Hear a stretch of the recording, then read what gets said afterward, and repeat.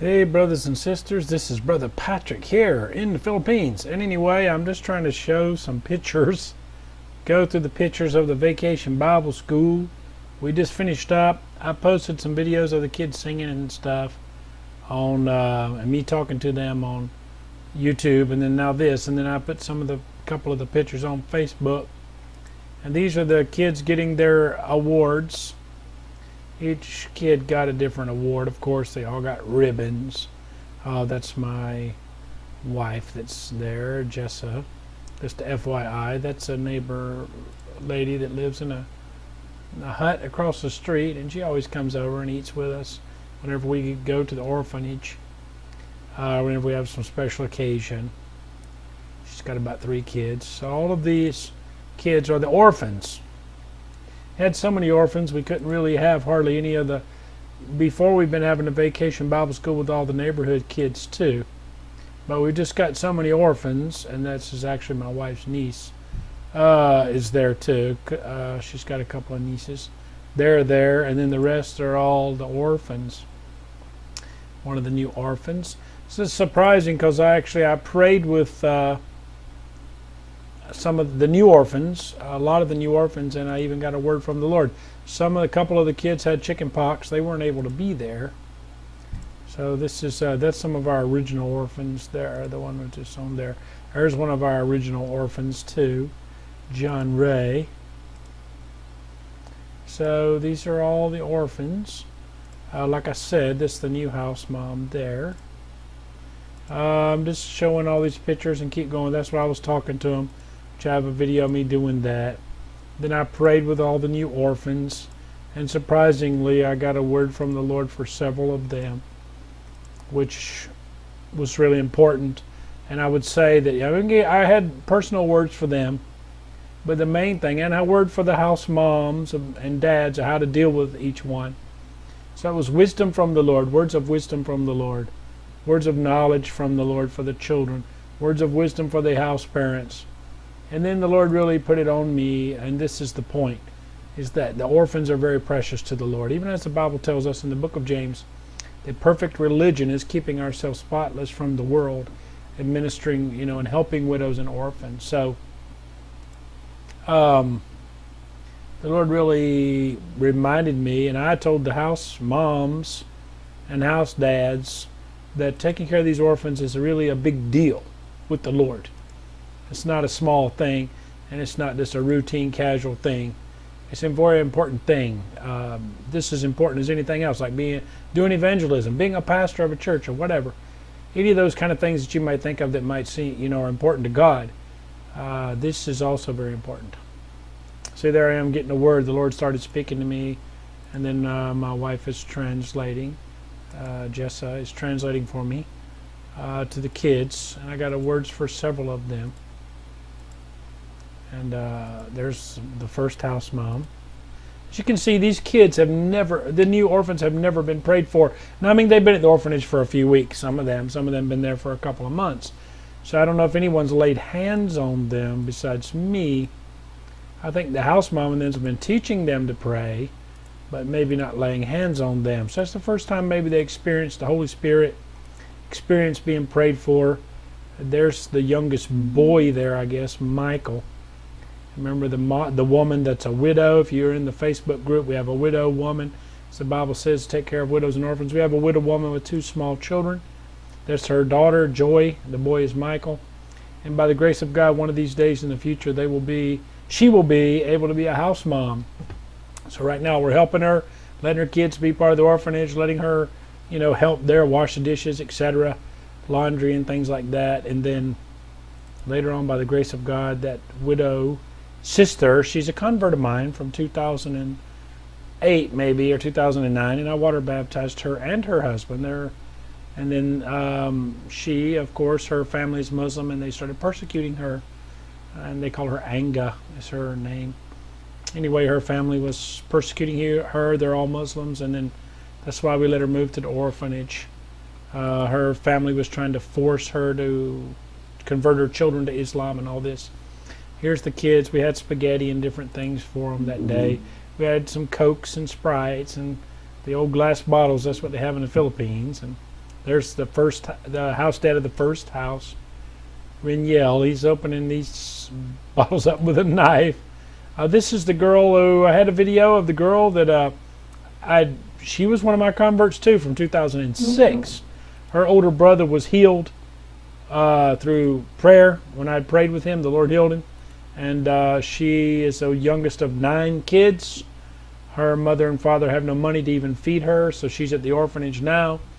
She's only been to like the 2nd or 3rd grade or whatever she said on the video that I posted about the healing miracle. There they got a picture of us in the light. That's me and her. And they call her Tata is her nickname. She's 14 years old. She's from a really remote place. She's really a native. All Filipinos are natives, but some of the tribes have been living in, Western culture for generations, and some are just new to Western culture. Okay, here's some of our turkeys. They built a roosting ladder for them to climb on to the coconut tree. That's why I just thought it'd be cool to take a picture of the turkeys. This is one of the new boys. His name is Gmar, and he is out there. His chore, all the children have chores, and what he does is wash out the pig stalls and give the pigs water. So I guess he's taking a bath at the same time. He's playing in the water. This is our well that we dug. It's like we had to go down about 70 feet or 80 feet to get good water. But we still have the municipal water also. This water is maybe not potable, so we're using it for the animals, the turkeys and the pigs and all that, using it to do laundry and whatnot. There's the turkeys again. I just thought it was cool. There's the car. Again, thanks to all the sponsors. They built a little shed over it, and to keep the sun off of it. And there's the vehicle. The tires are, this car was used, and one of the tires is really gone bad. We got the spare on there now. We need to buy new tires. The tires are pretty worn out, and they are, that's part of buying a used car.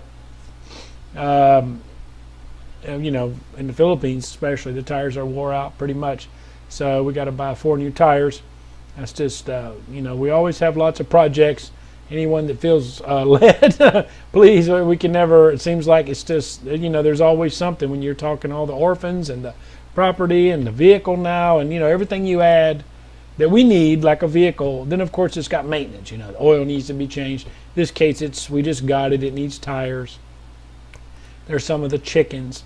I went up into our, what they call a Baha Kubo, which is it's a house on stilts that we built there to have for the kids can use it for occasion and then go underneath it. You can get in the shade underneath it. And I went up in there and took some pictures. There's the swing set that the second house dad, who is my sister-in-law's husband, Ramel, is a welder and a driver. He's our driver and he welds. He fabricated this from metal. I mean, he made the whole swing set and, just got the raw materials and made it. And some other stuff too. So he's doing all that in the maintenance and whatnot at the orphanages, and now he's become the house dad of the second house. This is the second house, which is originally original house. As you guys know, we have not started construction yet for to add what they call a dirty kitchen onto this house like the other house has, because it's been the Holy Week, they call it here. We had the Vacation Bible School, all of that, etc. Oh, there's one of our guard dogs. Those of you who follow Joshua's ministry, we had some people trying to break into our property there. And what we had to do was get some dogs, was one thing that we did.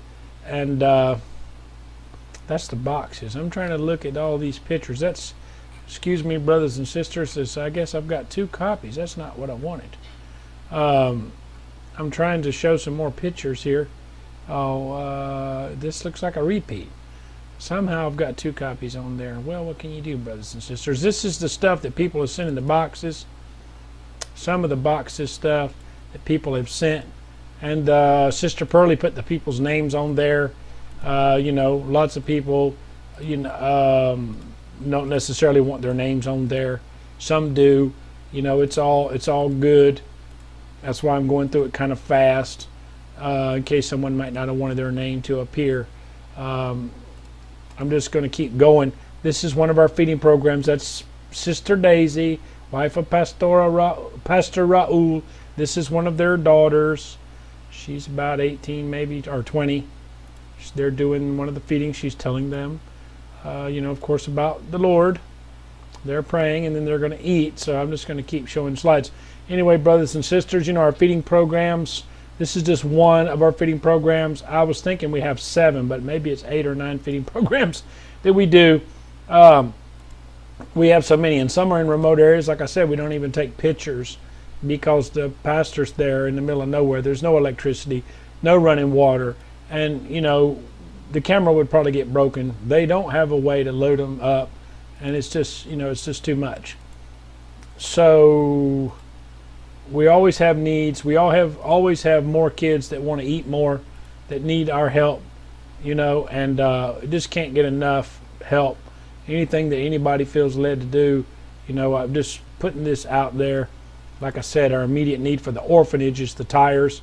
We're going to start construction next week on the old orphanage and the new orphanage. We're going to add 3 bathrooms, 2 for the big orphanage, the first orphanage, 1 more bathroom for the new orphanage, and then there'll be 1. Actually, it's 2 bedrooms for the new one and 1 bedroom for the old, and then what they call a dirty kitchen, an outside kitchen where it's like with an oven and all this outside the house for the new orphanage, the old house.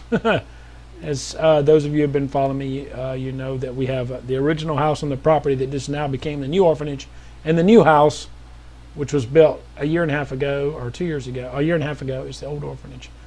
Here they are, they're getting ready. This is called benignit. And this is actually a mix of there's bananas that you can cook, kind of like a plantain, but they have 100 different kinds of bananas in the Philippines. Mixed with the heart of the palm. It's got jackfruit, something called jackfruit. Lots of different fruits and stuff in there. It's really delicious. As a matter of fact, it's probably my favorite Filipino food. But usually it's like what people eat at Christmas and stuff like that. I guess it's pretty colorful. But I love that benignit. It's probably my favorite Filipino food. And that's just another one of our new feedings there that I wanted to show you, and I will keep pushing through. As I put this on Facebook, when I was driving back from the orphanage a couple of weeks ago, when we got the van, I think it was, or no, we made the plans for the construction.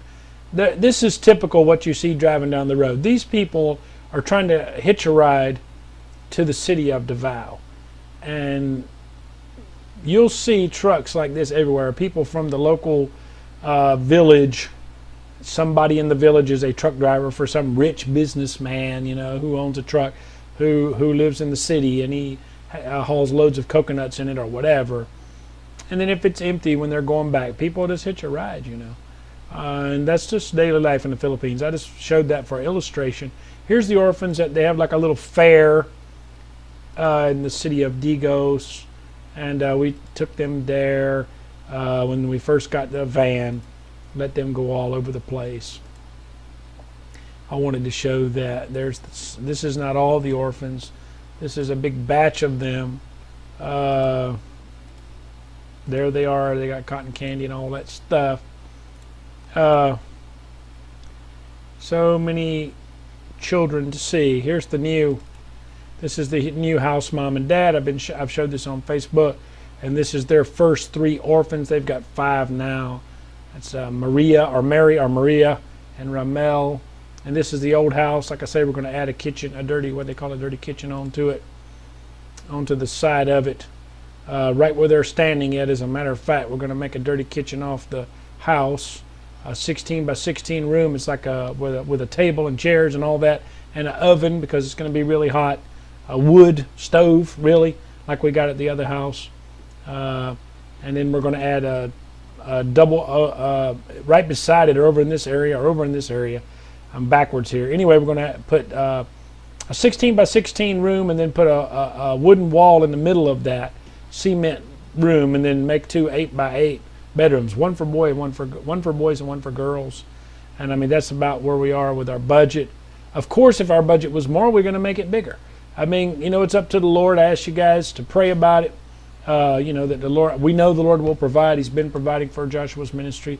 Yeah, that's the house. We're going to build the dirty kitchen here, and then the bedrooms over in this area. And we were going to build up this way toward the road, but they may widen the road one day, so we're not going to do that. Time's up on this video. God bless you guys. Love you guys. I'll do some more prayer for people with words here.